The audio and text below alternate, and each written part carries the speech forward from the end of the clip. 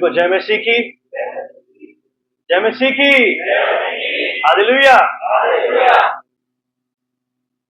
जिंदा खुदा है हमारा, और वो जिंदा खुदा हमारे बीच में है, हमारे बीच में चल फिर रहा है, और वो हमारे मनों को जांच रहा है। वो हमारे मनों को देख रहा है कि हम लोग यहाँ पे क्यों आए हैं। आइए हम लोग बड़ी पवित्रता के साथ, हम्बलनेस के साथ, दीनता के साथ प्रभु के सामने बैठे, क्योंकि प्रभु का आत्मा हमारे बीच में हमसे बात कर रहा है, और वो हमारे बीच में एक नया काम करने को है। बस वो चाहता है कि हम लोग उसके सामने अपने आप को सरेंडर कर। आइए हम लोग अपने अपनी बाइबल्स को खोलेंगे, हम लोग निकालेंगे मत्ती रचित सुसमाचार 7वां अध्याय 24 से लेके 29 आयत तक। मत्ती 7 अध्याय 24 से लेके 29 आयत। The Gospel according to Apostle Matthew, chapter 7, verses 24 to 29। और यहाँ पे हेडिंग है घर बनाने वाले दो मनुष्य, एक बुद्धिमान है और एक मूर्ख है। आपकी आवाज आनी चाहिए, एक बुद्धिमान है और एक मूर्ख है। अगर आपको बुद्धिमान और मूर्ख के बारे में ज्यादा जानकारी चाहिए तो आप नीति वचन पढ़ सकते हैं। यहाँ पे इस प्रकार से लिखा है, इसलिए जो कोई मेरी ये बातें सुनकर उन्हें मानता है वह उस बुद्धिमान मनुष्य के समान ठहरेगा जिसने अपना घर चट्टान पर बनाया, और मेघ बरसा और बाढ़ें आई और आंधियां चली और उस घर से टकराई, फिर भी वह नहीं गिरा क्योंकि उसकी नींव चट्टान पर डाली गई थी।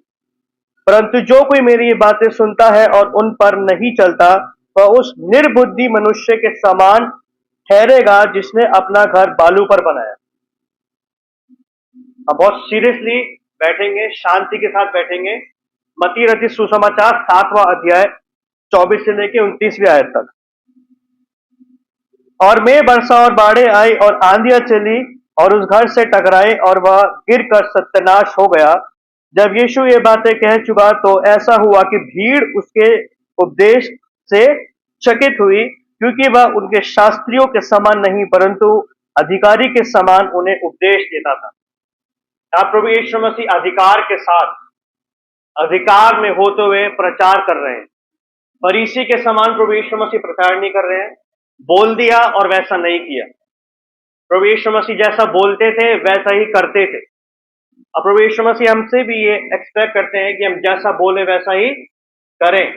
प्रभु यीशु मसीह की करनी में और उनकी कथनी में कोई फर्क नहीं था, लेकिन फरीसियों की कथनी में और उनकी करनी में जमीन आसमान का अंतर था। हमारे आज के प्रचार का शीर्षक है, अपना घर चट्टान पर बनाओ। क्या है? अपना घर चट्टान पर बनाओ। और अंग्रेजी में इस प्रकार से बोल सकते हैं, build your house on the rock. Build your house on the rock. और कई ट्रांसलेशन में माउंटेन भी आया है।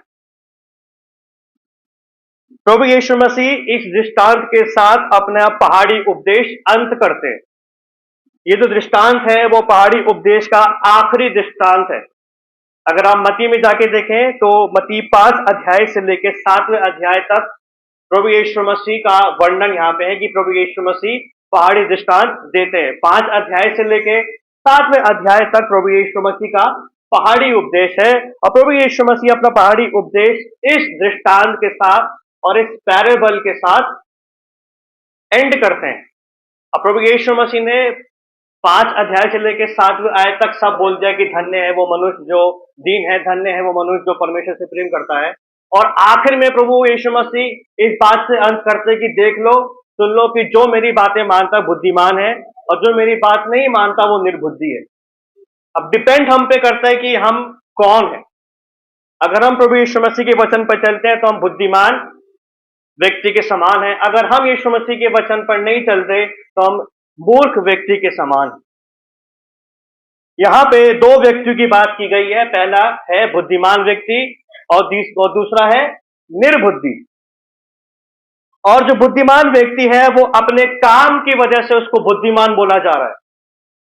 बुद्धिमान व्यक्ति को उसके काम की वजह से उसको बुद्धिमान बोला जा रहा है, और निर्बुद्धि व्यक्ति को उसके काम की वजह से निर्बुद्धि बोला जा रहा है। यहाँ पे प्रभु यीशु मसीह किसी पे इल्जाम नहीं लगा रहे कि तू बुद्धि है, तू बुद्धिमान है, तू निर्बुद्धि है। इन दोनों व्यक्तियों की पहचान ही इनके काम से हो रही है। इस दृष्टांत में इन दोनों व्यक्तियों की पहचान ही इनके काम से हो रही है, और इन दोनों के कामों ने इन दोनों के बारे में बता दिया। इन दोनों के कामों ने इन दोनों के बारे में बता दिया। और क्या बता दिया?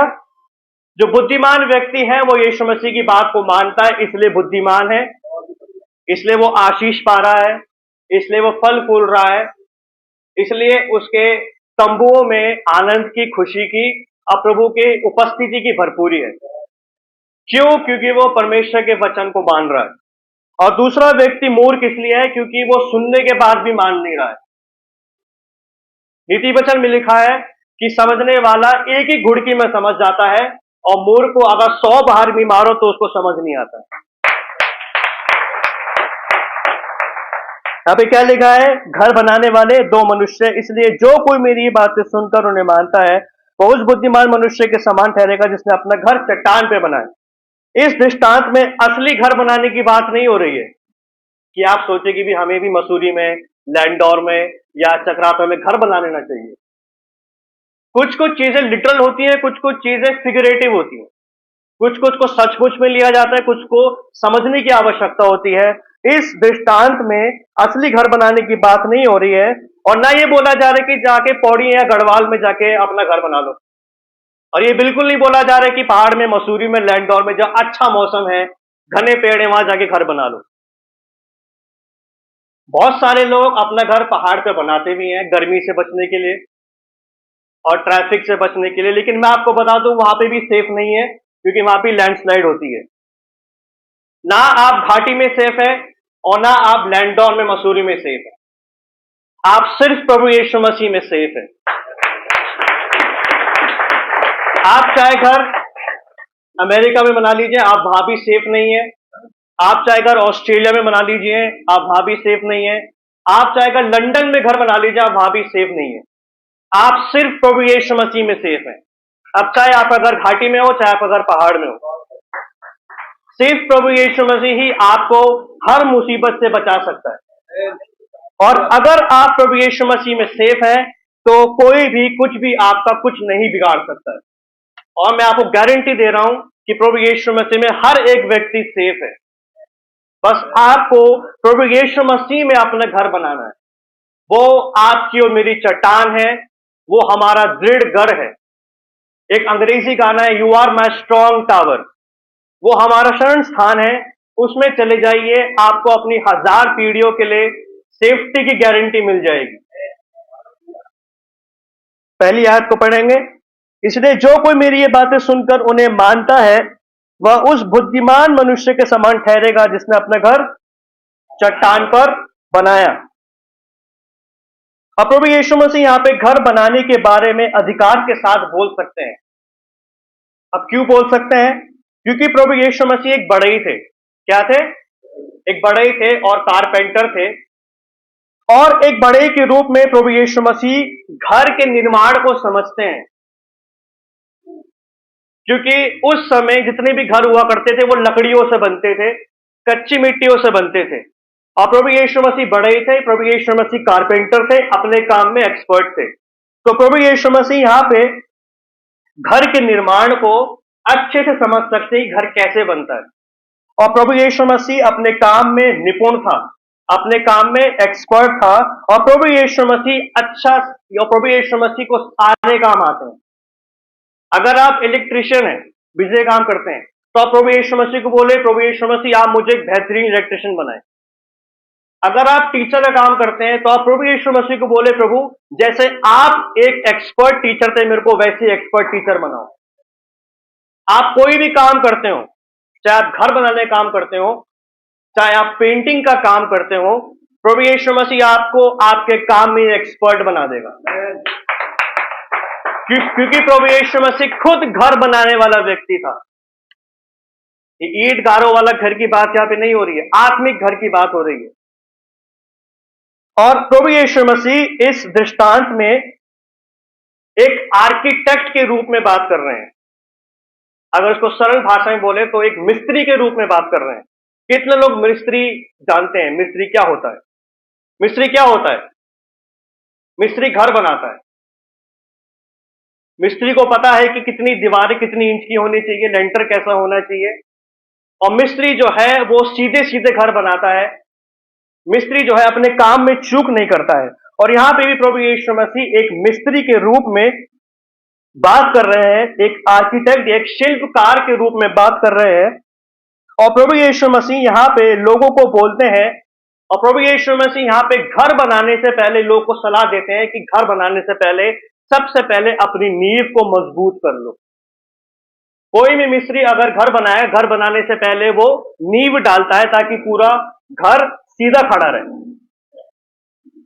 उसी प्रकार प्रभु यीशु मसीह यहां पे लोगों से बात कर रहे हैं कि घर बनाने से पहले अपनी नींवों को मजबूत कर लो। वो सलाह दे रहे हैं कि घर बनाने से पहले तुम्हारी नींव मजबूत होनी चाहिए। और यहां पे प्रभु यीशु मसीह ईंट गारे की या सीमेंट के घर की बात नहीं कर रहे हैं। यहां पे प्रभु यीशु मसीह अब आपके और मेरे आत्मिक घर की बात कर रहे हैं। प्रभु यीशु मसीह बोल रहे हैं कि अपना आत्मिक घर बनाने से पहले अपनी अपनी नींवों को मजबूत कर लो। और ये नींव क्या है? ये नींव परमेश्वर का वचन है। प्रभु यीशु मसीह बोल रहा है कि आगे बढ़ने से पहले तुम्हारा जो आधार है, तुम्हारी जो नींव होनी है, वो मेरा वचन होना चाहिए। प्रभु यीशु मसीह यहां पे एक आर्किटेक्ट के रूप में बात कर रहे हैं, एक शिल्पकार के रूप में बात कर रहे हैं, एक मिस्त्री के रूप में बात कर रहे हैं। और प्रभु यीशु मसीह वहां पर लोगों को सलाह दे रहे हैं कि अपना घर बनाने से पहले अपनी नींव चेक कर लो। बाद में ऐसा ना हो कि तुम मुझ पर दोष लगाओ, क्योंकि मैंने पहले ही बोल दिया कि अपनी नींव को सबसे पहले चेक करो। हमारे पास बहाना नहीं है कि प्रभु आपने पहले नहीं बताया। यीशु मसीह ने बोला कि वचन पढ़ ले, मैंने बोला है। हम प्रभु यीशु मसीह पे ब्लेम नहीं डाल सकते कि प्रभु यीशु मसीह आपने नहीं बताया, मुझे नहीं पता, आपने मुझे बताया नहीं। प्रभु यीशु मसीह बोलते कि वचन पढ़, मैंने वचन में लिखा है कि इसलिए जो कोई मेरी ये बातें सुनकर उन्हें मानता है वह उस बुद्धिमान मनुष्य के समान ठहरेगा जिसने अपना घर चट्टान पर बनाया। और चट्टान का मतलब होता है एक मजबूत नींव। जब तक आपका घर मजबूत नींव पे नहीं होगा तब तक आपका पूरा बिल्डिंग मजबूत नहीं होगी और आपकी बिल्डिंग गिर जाएगी। हम सब की नींव मजबूत होनी चाहिए। हम सब का जो फाउंडेशन है वो मजबूत होना चाहिए। और बहुत सारे जितने भी मसीह आज के जमाने पाए जाते हैं, बहुत सारे मसीहों के जो आत्मिक घर है, उनके आत्मिक घरों की नींव मजबूत नहीं है। आपका आत्मिक घर क्या है? आपका आत्मिक जीवन। बहुत सारे मसीहों के आत्मिक घरों की नींव मजबूत नहीं है। जरा सा बीमारी आ जाए पूरा घर हिलने लगता है, जरा सा बुखार आ जाए पूरा घर कांपने लगता है,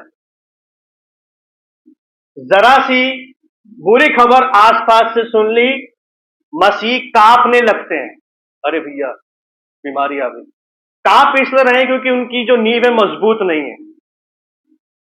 पड़ोसी पर भूत चिपट गया, अपने घर से बाहर ही नहीं निकले। ऐसा होता है। बहुत सारे मसीह डरते हैं। पड़ोस में अगर किसी की डेथ हो जाए तो अपने मसीह घर से बाहर नहीं निकलते हैं और प्रार्थना करवाते हैं, भाई साहब दुआ कर देना असर हमारे घर में ना हो जाए। जरा सी बुरी खबर सुन ली मसीहों ने, मसीह कांपने लगते हैं। जरा सी छोटी सी बीमारी क्या आएगी पूरा घर हिलने लगता है। अब बहुत सारे मसीहों का आत्मिक घर ऐसा है, बहुत सारे मसीहों का जो आत्मिक घर है वो ढह चुका है। अब बहुत सारे मसीहों को पता भी नहीं है कि उनका घर गिर चुका है। और बहुत सारे मसीहों को पता नहीं है कि वो बेघर घूम रहे हैं। बहुत सारे मसीहों का जो आत्मिक घर है वो टूट चुका है, उस पर दरारें आ चुकी हैं। क्यों? क्योंकि उनकी नींवें मजबूत नहीं थी। बहुत सारे आत्मिक लोगों ने, जो अपने आप को आत्मिक बोलते हैं, बहुत सारे मसीह लोगों ने जो अपने घर की नींव है वो अपने रिश्तेदारों की सलाह पे डाली हुई है। बहुत सारे मसीहों ने अपने आत्मिक घरों की नींव अपने दोस्तों की सलाह पे डाली हुई है। इसलिए घर तहस नहस हो गए, इसलिए घर टूट गए। और जो मसीह अपने घर की नींव परमेश्वर पर डालते हैं, प्रभु यीशु मसीह पर डालते हैं, प्रभु यीशु मसीह उनका घर कभी टूटने नहीं देगा। प्रभु यीशु मसीह आपका घर कभी गिरने नहीं देगा। प्रभु यीशु मसीह आपका घर कभी ढहने नहीं देगा।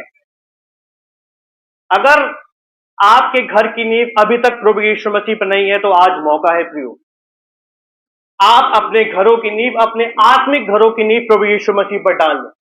और याद रखें, प्रभु यीशु मसीह एक एक्सपर्ट मिस्त्री है, वो एक एक्सपर्ट आर्किटेक्ट है। प्रभु यीशु मसीह एक एक्सपर्ट शिल्पकार है। अपने अपने आप को उसके हाथों में सौंप दो, वो आपको मजबूत कर देगा। आप अपने अपने आप को प्रभु यीशु मसीह के हाथों में सौंप दे, वो आपको मजबूत, वो आपको स्ट्रॉन्ग कर देगा, वो आपको दृढ़ कर देगा। अपने अपने घरों को प्रभु यीशु मसीह पर बना लो, वो आपके घर को हिलने नहीं देगा। अपने अपनी बिल्डिंग्स को प्रभु यीशु मसीह पर बना लो, वो आपके बिल्डिंग को, आपके घर को टूटने नहीं देगा। और वचन इस बात की गारंटी देता है कि मुझे परखो और परख के जान लो कि मैं कितना अच्छा, कितना भला हूं। परमेश्वर गारंटी दे रहा है। हम चलते हैं 25वीं से लेकर 27वीं आयत तक। यहां पे लिखा है, और मेघ बरसा और बाढ़ें आई और आंधियां चली और उस घर से टकराई, फिर भी वह नहीं गिरा क्योंकि उसकी नींव चट्टान पर डाली गई थी। परंतु जो कोई मेरी ये बातें सुनता है और उन पर नहीं चलता, वह उस निर्बुद्धि या मूर्ख मनुष्य के समान ठहरेगा जिसने अपना घर बालू पर बनाया, और मेघ बरसा और बाढ़ें आई और आंधियां चली और उस घर से टकराई और वह गिरकर सत्यानाश हो गया। अब इस बुद्धिमान व्यक्ति ने बड़ी समझदारी वाला काम किया। तो क्या काम किया इसने? कि इसने अपना घर चट्टान पर बना लिया। इसने अपना घर चट्टान पर बना लिया। और इस व्यक्ति ने मेरे ख्याल से सिर्फ यही काम बड़ी समझदारी का किया होगा कि इसने अपना घर चट्टान पर बना लिया। अब हम नहीं कह सकते कितने साल का था, 40 साल का भी हो सकता है, 30 साल का भी हो सकता है, 50 साल का भी हो सकता है। अगर ये 40 साल का व्यक्ति होगा तो पूरे 40 साल की उम्र में से इसने सिर्फ एक ही काम ढंग का किया, समझदारी का किया। वो एक ही काम था कि अपने अपना घर चट्टान पर बना लिया। संसार की नजर में, रिश्तेदारों की नजर में, दोस्तों की नजर में इसने बहुत सारे समझदारी वाले काम किए होंगे, लेकिन मेरी नजर में इसने सिर्फ एक अच्छा काम किया, इसने अपना घर चट्टान पर बना लिया। और आप भी अपना घर चट्टान पर बना लें, मैं गारंटी देता हूं कि शैतान आपको छू नहीं पाएगा। आप अपना घर, अपनी इमारतें, अपना बिजनेस, अपनी फैमिली प्रभु यीशु मसीह पर बना लें। प्रभु यीशु मसीह आपके बिजनेस को, आपकी फैमिली को टूटने नहीं देगा, क्योंकि वो ऐसी चट्टान है, अगर किसी पे गिर गया तो वो चीज चूर हो जाती है, चूर चूर हो जाती है। चूर चूर नान खाया होगा आपने। वैसी प्रभु यीशु मसीह अगर किसी पे गिर गया तो व्यक्ति बचता नहीं है, वो दुष्टात्मा, वो बीमारियां बचती नहीं है। प्रभु यीशु मसीह वो मजबूती है। और एक मजबूत नींव या एक मजबूत फाउंडेशन घर को भीषण तूफान से भी बचाए रखती है। और याद रखिएगा, सिर्फ प्रभु यीशु मसीह आपको बचाए रख सकता है। सिर्फ यहोवा परमेश्वर ही आपको संभाल के रख सकता है। आपके दोस्त, आपके सलाहकार आपको थोड़ी सी एडवाइस देके भाग जाएंगे, लेकिन यीशु मसीह आपके साथ वहीं रहेगा। प्रभु यीशु मसीह आपके साथ वहीं रहेगा और आपको गिरने नहीं देगा। वो आपके साथ खड़ा रहेगा, वो आपके हाथ को थाम के रखेगा, और आपके घर में कोई भी तूफान अंदर नहीं आ सकता, बाहर से बाहर ही चला जाएगा। आपके पड़ोसी को तो पकड़ सकता है, लेकिन आपको कभी नहीं पकड़ेगा। याद रखिएगा, एक मजबूत नींव या एक मजबूत फाउंडेशन घर को भीषण तूफान से भी बचाए रख सकती है, और प्रभु यीशु मसीह आपको बचाए रख सकता है। आइए मैं आपको एक इंटरेस्टिंग बात बताता हूं। कितने लोग सुनने को तैयार है इंटरेस्टिंग बात? चलिए बताते हैं। इस क्षेत्र में जहां पे घटना घटित हो रही है, वहां पे 12 महीने बारिश पड़ती थी। कितने महीने? 12 महीने। और साल की 70% बारिश नवंबर से लेकर फरवरी तक पड़ती थी। साल भर की 70% बारिश। अब आप समझ सकते कितनी भयंकर बारिश होगी। नवंबर से लेकर फरवरी तक 4 महीने में इतनी खतरनाक बारिश पड़ती थी वो बारिश इतनी खतरनाक, इतनी भयानक होती थी कि जान माल प्राण का नुकसान कर दे। मार्च से लेकर अक्टूबर तक झील में थोड़ी मोड़ी बारिश होती थी, लेकिन साल भर की 70% बारिश नवंबर से लेकर फरवरी तक होती थी, मतलब 4 महीने। और 4 महीने इतनी खतरनाक बारिश होती थी कि बारिश किसी का नुकसान कर दे, किसी का घर बहा दे। और उस समय जो पहाड़ होते थे, दो तरीके के पहाड़ इजराइल में पाए जाते हैं। एक वो जो पत्थर के हैं और एक वो जो मिट्टी के पहाड़। और ये बारिश नुकसान करती थी, जान माल प्राण का नुकसान करती थी, तबाही फैल जाती थी इस बारिश में। और इस बारिश में बाढ़ें आ जाती थी। फ्लड्स बोलते हैं इसको अंग्रेजी में, बाढ़ को इंग्लिश में फ्लड्स बोलते हैं। ये बारिश पहाड़ की सारी मिट्टी घाटी में ले आती थी। ये जो 70% जो बारिश थी नवंबर से लेकर फरवरी तक, अब आप सोच सकते हैं, ये बारिश पहाड़ जो है, पहाड़ों की मिट्टी शहर में ले आती थी। और जो शहर की जो पहाड़ की मिट्टी होती थी वो घरों के अंदर घुस जाती थी। अब आप सोच सकते हैं कि लोगों की हालत कैसी होगी। जो घर मजबूत नहीं होते थे वो बाढ़ के पानी में बह जाया करते थे। जो घर मजबूत नहीं होते थे वो घर बाढ़ के पानी में बह जाया करते थे। सिर्फ उन्हीं का घर बसता था जिनकी नींव मजबूत हुआ करती थी। आपको बात समझ आ रही है? जिन घरों की नींव मजबूत नहीं होती थी, बाढ़ का पानी उन घरों को बहा ले जाता था। अब घर के साथ बिस्तर भी बहेगा, किचन के बर्तन भी बहेंगे, कपड़े भी बहेंगे, लोगों का नुकसान हो गया, शारीरिक नुकसान हो गया, सामाजिक नुकसान हो गया, मानसिक नुकसान हो गया। और सिर्फ वही लोग बचा करते थे, या तो जिनका घर पहाड़ पे बसा हो या उनका घर मजबूती से टिका हो। शैतान और संसार और इंसानों की चाल चलाकियां सिर्फ उन्हीं के घर में प्रवेश करती हैं जिनका घर प्रभु यीशु मसीह पर बना नहीं होता है। शैतान की, संसार की और इंसानों की चाल चलाकियां सिर्फ उन्हीं के घर में जाती हैं जिनका घर चट्टान पर बना नहीं होता। और सिर्फ वही शैतान से, इंसान से, संसार की चाल चलाकी से बचते हैं जिनका घर प्रभु यीशु मसीह पे बना होता है। आपको बात समझ आ रही है? शैतान की, संसार की और इंसानों की सारी चाल चलाकियां सिर्फ उन्हीं के घर में प्रवेश करती हैं जिनकी नींव प्रभु यीशु मसीह पर नहीं होती है। और ऐसे लोग फिर प्रभु यीशु मसीह पर दोष लगाते कि प्रभु ऐसा क्यों हो गया, प्रभु मैं बीमार क्यों हूं। प्रभु बोलता है कि तूने घर बनाने से पहले मेरे से पूछा था क्या? जो लोग प्रभु यीशु मसीह पर ब्लेम डालते हैं कि प्रभु मेरे घर में ऐसी चीजें क्यों चल रही हैं, मेरे घर में बीमारियां क्यों हैं, प्रभु यीशु मसीह वापस पूछता है कि क्या तूने घर बनाने से पहले मेरे से सलाह ली थी क्या? और ये व्यक्ति उसको, दूसरों को बोलते कि प्रभु उसका घर भी तो बिल्कुल सही सलामत है, उसके घर में बीमारियां क्यों नहीं है? प्रभु यीशु मसीह फिर बोलता है कि उसने घर बनाने से पहले मेरे से 100 बार सलाह ली थी। इसलिए अगर आप नहीं चाहते कि संसार की, शैतान की, इंसानों की चाल चलाकियां अगर आपके घर में प्रवेश करें, तो आप अपना घर यीशु मसीह पर बना लें। और मैं आपको फिर से गारंटी देता हूं कि ये चाल चलाकियां आपके घर में प्रवेश नहीं कर सकती। अब एक और इंटरेस्टिंग चीज आपको बताना चाहता हूं, कितने लोग सुनना चाहते हैं? चलिए, यहां पे शब्द आया है चट्टान। क्या शब्द आया है? चट्टान। इसको अंग्रेजी में रॉक बोलते हैं। क्या बोलते हैं? और रॉक नए नियम में किसका नाम था? भाई साहब नहीं बताएंगे। चट्टान या पत्थर पूरे नए नियम में किसका नाम रखा गया था? वेरी गुड, आप लोग बाइबल पढ़ते हैं। और ये वही चट्टान है जिसपे कलीसिया की नींव रखी गई है। और ये चट्टान, ये रॉक जो है वो पतरस नहीं है, वो स्वयं प्रभु यीशु मसीह है। और प्रभु यीशु मसीह ने वो नाम पतरस को दिया था। इसका मतलब पतरस के अंदर अब प्रभु यीशु मसीह के गुण ट्रांसफर हो गए हैं। और आज भी प्रभु यीशु मसीह अपनी कलीसिया में अपने गुण ट्रांसफर करना चाहता है। बहुत सारे लोग हैं जो उसके गुण को ले लेते हैं, बहुत सारे लोग हैं जो उसके गुण को वापस धकेलते हैं। इसलिए उनके घर तबाह हो जाते हैं। इस शब्द को याद रखें, रॉक,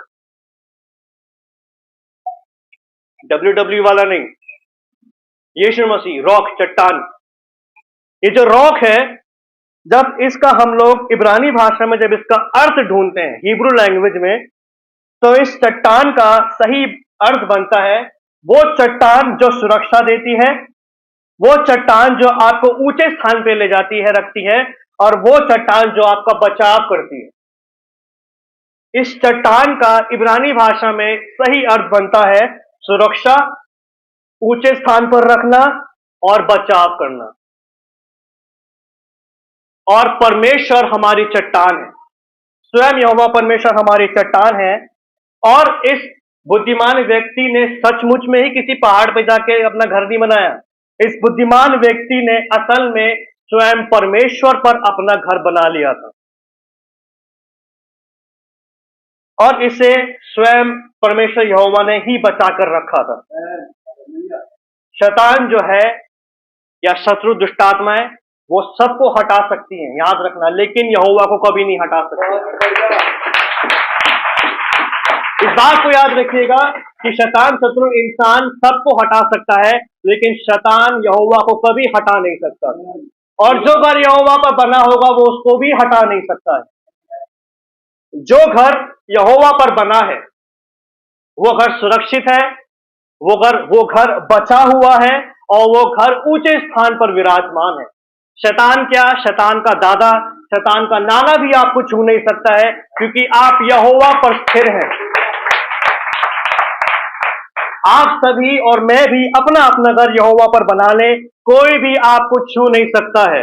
कोई बीमारी आपको छू नहीं सकती, कोई दुष्टात्मा आपको छू नहीं सकती, कोई भी संघर्ष या स्ट्रगल आपको छू नहीं सकते, क्योंकि आपका घर त्रिएक परमेश्वर पर बना हुआ है।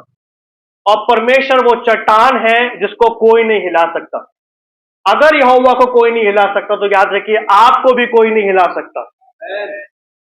इस बात का अंगीकार करें कि मुझे कोई नहीं हिला सकता, कोई भी बीमारी मुझ पर नहीं आ सकती, कोई दुष्टात्मा मुझे नहीं छू सकती, क्योंकि मैं बुद्धिमान हूं। और आपकी बुद्धि आपके कामों से दिख जाएगी। हम प्रयास करें कि हम बुद्धिमान व्यक्ति के समान बन जाए, जिनका घर चट्टान पर बना होता है। और नए नियम में ये जो चट्टान है, जो रॉक है, वो स्वयं प्रभु यीशु मसीह है। और प्रभु यीशु मसीह पूरी बिल्डिंग को पूर्णता देता है। बिना प्रभु यीशु मसीह के इमारत कभी कंप्लीट नहीं होगी। याद रखिएगा, बिना प्रभु यीशु मसीह के घर कंप्लीट नहीं होगा। अगर यीशु मसीह होगा, आपका पूरा घर कंप्लीट होगा। अगर यीशु मसीह नहीं होगा, आप जितने भी महंगे सीमेंट लगा लें, आप जितने भी महंगे मेकअप लगा लें, आप जितने भी अच्छी डाइट ले लें, आपका नुकसान ही होगा, क्योंकि वहां प्रभु यीशु मसीह नहीं है। और जिन जगहों पर, जिन घरों में यीशु मसीह होता है, वो घर सुरक्षित रहते हैं, वो घर बचे हुए होते हैं। आइए पढ़ेंगे 26 से लेकर 27वीं आयत। परंतु जो कोई मेरी ये बातें सुनता है और उन पर नहीं चलता, वह उस निर्बुद्धि मनुष्य के समान ठहरेगा, जिसने अपना घर किस पर बनाया? बालू पर, सैंड पर, मिट्टी पर बनाया। और मेघ वर्षा और बाढ़ें आई और आंधियां चली और उस घर से टकराए, और वह गिरकर सत्यानाश हो गया। अब प्रभु यीशु मसीह ने तो हमें बुद्धिमान व्यक्ति के बारे में बता दिया। हमें बुद्धिमान व्यक्ति के बारे में पता लग गया कि बुद्धिमान व्यक्ति कैसा होता है। और अब प्रभु यीशु मसीह हमारा ध्यान निर्बुद्धि व्यक्ति की ओर केंद्रित कर देते हैं। ठीक है, आपको बुद्धिमान व्यक्ति के सारे गुण पता लग गए। अब चलते हैं निर्बुद्धि व्यक्ति की ओर। प्रभु यीशु मसीह हमें निर्बुद्धि व्यक्ति के पास लेके चलते हैं। और ये जो निर्बुद्धि है, जब इसको हम लोग ग्रीक भाषा में देखते हैं, यूनानी भाषा में जब देखते हैं, इस निर्बुद्धि व्यक्ति को अंग्रेजी में बोलते हैं फुलिश। क्या बोलते हैं? फुलिश। जो जवान इंग्लिश जानते होंगे वो समझ जाएंगे। फुलिश बोलते हैं, और फुलिश को ग्रीक में बोलते हैं मोरोस। क्या बोलते हैं? जिससे अंग्रेजी का शब्द निकल के आया है मोरॉन। कितने लोगों ने मोरॉन शब्द सुना है? मोरॉन। और ये मोरॉन जो शब्द है, इसका अर्थ बनता है बेअक्ल, बेसुध, मूर्ख और विदाउट कॉमन सेंस। ये जो शब्द है मूर्ख या निर्बुद्धि, अंग्रेजी में फूलिश बोलते हैं, या मोरॉन या मोरॉस। इस निर्बुद्धि व्यक्ति का सही अर्थ बनता है वो व्यक्ति जिसके पास कोई अकल नहीं होती, बेअक्ल व्यक्ति होता है, बेसुध होता है। बेसुध मतलब उसको पता ही नहीं वो कहां पड़ा है, किस हालत में है, कैसे कपड़े हैं। दूसरा इसका अर्थ बनता है वो व्यक्ति जिसके पास कॉमन सेंस नहीं होता, सेंसलेस व्यक्ति।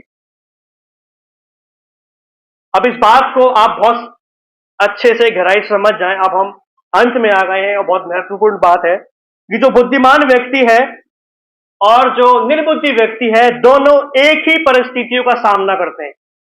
निर्बुद्धि व्यक्ति और बुद्धिमान व्यक्ति दोनों व्यक्ति अलग अलग हैं, लेकिन एक ही तरीके की परिस्थिति का सामना करते हैं। एक ही जैसी परिस्थिति इन दोनों के सामने आ जाती है। दोनों बारिश का सामना करते हैं, दोनों आंधी का सामना करते हैं और दोनों तूफान का सामना करते हैं। और दोनों में से एक भी व्यक्ति ये नहीं कह सकता कि मेरे साथ पार्शियलिटी हुई है।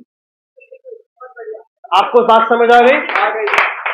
बुद्धिमान व्यक्ति और निर्बुद्धि व्यक्ति दोनों के साथ एक जैसी परिस्थितियां उनके सामने आ गई। दोनों के सामने बारिश आ गई, दोनों के सामने तूफान आ गया, दोनों के सामने आंधियां चली। अब निर्बुद्धि और बुद्धिमान इन दोनों में से कोई ये नहीं बोल सकता कि प्रभु आपने मेरे साथ पक्षपात किया है। दोनों के सामने एक ही तरीके की परिस्थिति आ गई, एक ही तरीके की परिस्थिति दोनों के सामने आ गई। और इन दोनों में अंतर क्या है? अब एक ही तरीके की परिस्थिति है, लेकिन अंतर घरों का है। कितनों को बात समझ आई?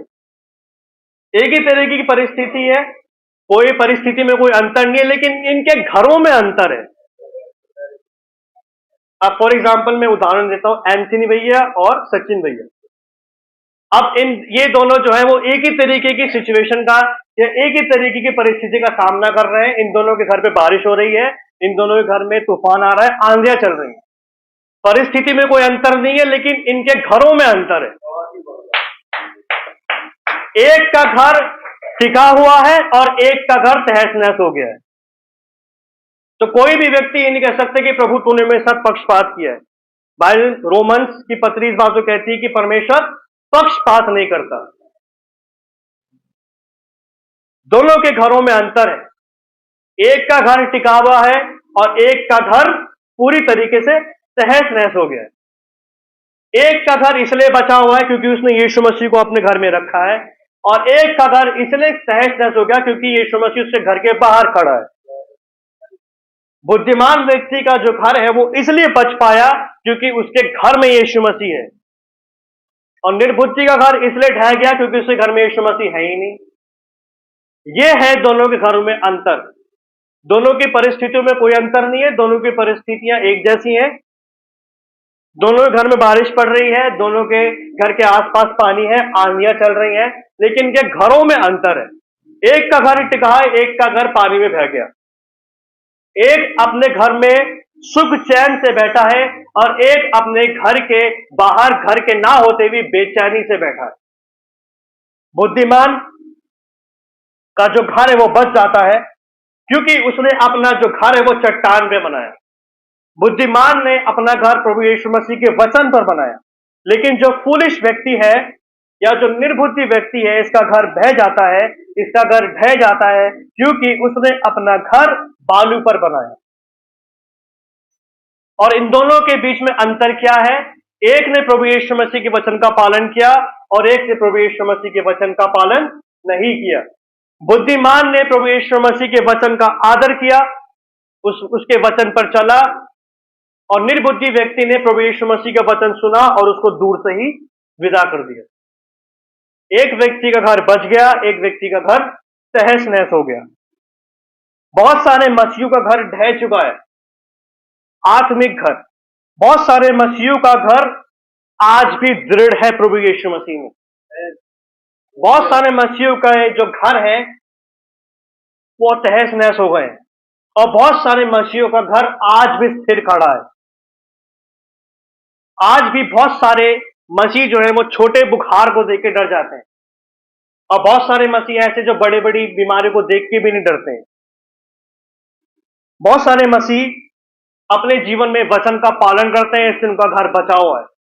और बहुत सारे जो मसीह हैं वो आज भी प्रभु यीशु मसीह के वचन का पालन नहीं करते, और जो ब्लेम है वो प्रभु यीशु मसीह पर डाल देते कि प्रभु ऐसा क्यों हो रहा है।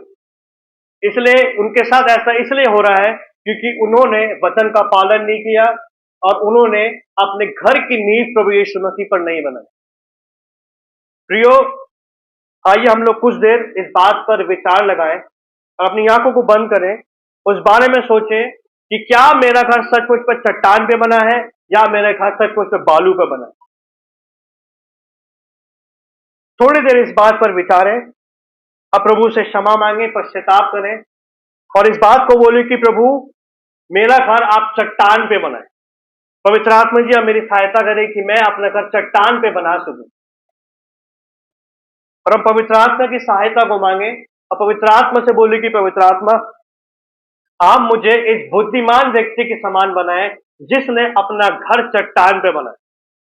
और प्रियो, हम लोग अपने अपने घरों की नींव आज प्रभु यीशु मसीह पर डाल दें, क्योंकि प्रभु यीशु मसीह आपको संभालना जानता है, वो आपकी चिंता करना जानता है, वो और प्रभु यीशु मसीह आपकी सुरक्षा और आपका बचाव करना जानता है। आइए हम सब अपने अपने घरों की नींव आज प्रभु यीशु मसीह पर डाल दें। पवित्र आत्मा जी, आप हम सभी को बुद्धिमान व्यक्ति के समान बनाए, हमें बुद्धि दे प्रभु कि हम अपने आप को प्रभु जी आप पर बना सके। धन्यवाद देते प्रभु जी, ये वचन बड़ी सिधाई से हमारे पास पहुंचा है। ये वचन प्रभु जी हमारे अंदर 30 गुना, 60 गुना, 100 गुना फल लाए और प्रभु जी हम उस बुद्धिमान व्यक्ति के समान बन सके जिसने अपना घर चट्टान पर बनाया। प्रभु जी, आप हमारी चट्टान है, आप हमारी फाउंडेशन है, और प्रभु जी हमारे घरों की नींव आप पे बनने पर हमें प्रभु जी अनुग्रह दे कि हम लोग उस बुद्धिमान व्यक्ति के समान बन सके जो आपके वचन का पालन करता हो। पवित्र आत्मा जी, आप हमें आज्ञाकारी व्यक्ति बनाए जो यीशु मसीह की बातों का पालन करता हो। धन्यवाद देते हैं यीशु मसीह, इस प्रार्थना को आपके सामर्थ्य नाम में मांगते हैं।